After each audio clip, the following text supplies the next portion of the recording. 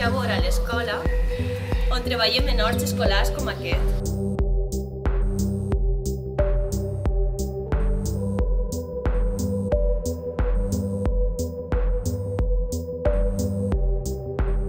L'hort és una forma de vehicle per als xiquets i les xiquetes de veure aquest vincle que hi ha entre el seu voltant i també el que mengen.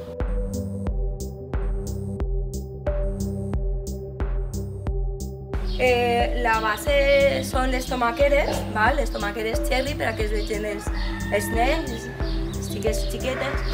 I després com juguem? Per així estan 4 tomaqueres cherry i després tenim per baix, per les arrels, tenim les enciams.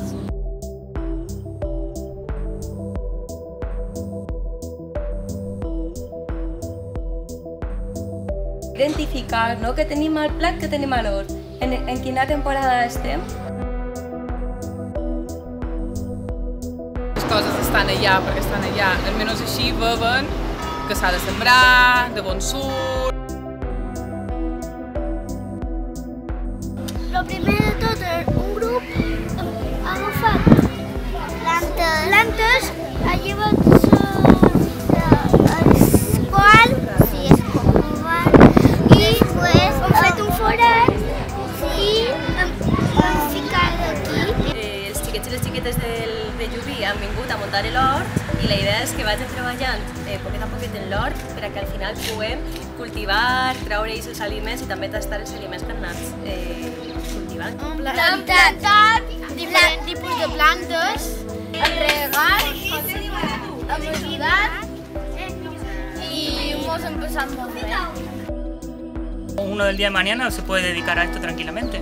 Treballant a l'hort és una aula viva, no? Entrem a cuidar i a regassar.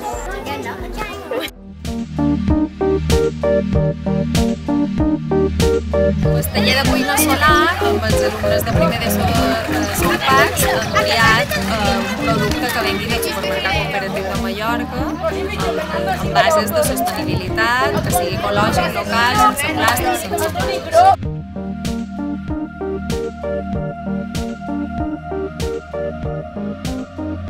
La secció és una paràbola. La paràbola té una propietat,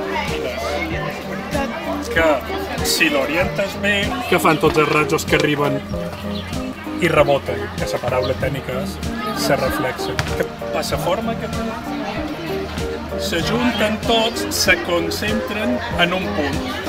És una energia neta i a més, si no hi ha ningú, és energia renovable.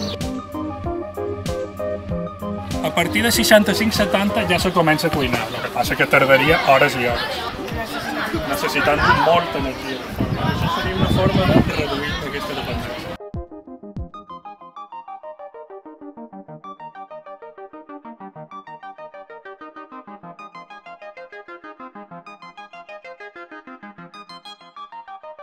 L'explicació científica una mica de com funciona, el font de concentració i tot això. També volíem destacar els aspectes d'actualitat, d'estalvi energètic, de sobirania energètica. A damunt és energia sostenible. Crec que toquem molts dels eixos, no només educatius, sinó de l'actualitat. Que són productes tots ecològics, són locals, són de proximitat, són de temporada. I tots els productes molt bons. Està molt bo. De molt bona qualitat.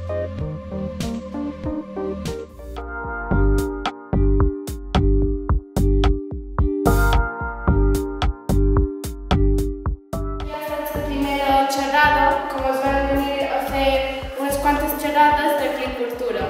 Hem après que els arbres també són éssers vius i els hem de cuidar.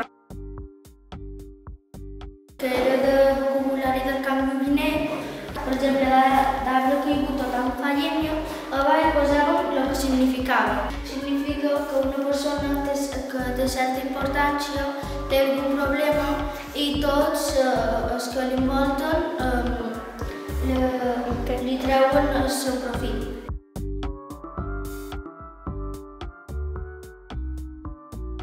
Nosaltres a classe per grups vam fer unes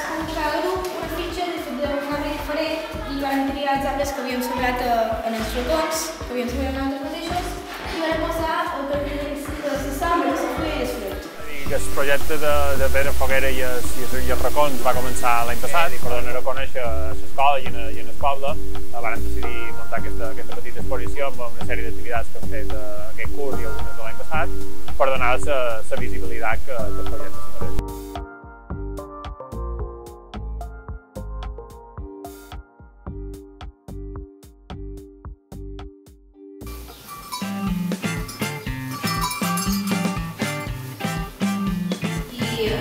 Sant Jove és una empresa familiar, molt petita, on fem ramaderia, agricultura ecològica i transformació de formatges artesans, tant d'uva com de cata. El que té d'especial aquesta uva roja és que només se troba a Mallorca.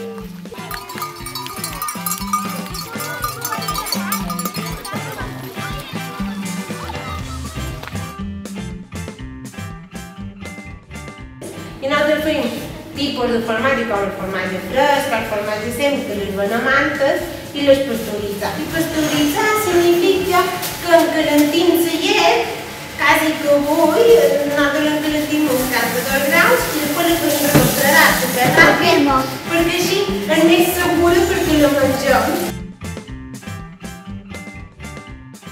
Intentant fer com el procés més natural de la fabricació del formatge. Posam a ser així, posam el formatge de dins, fins que queda ben ple.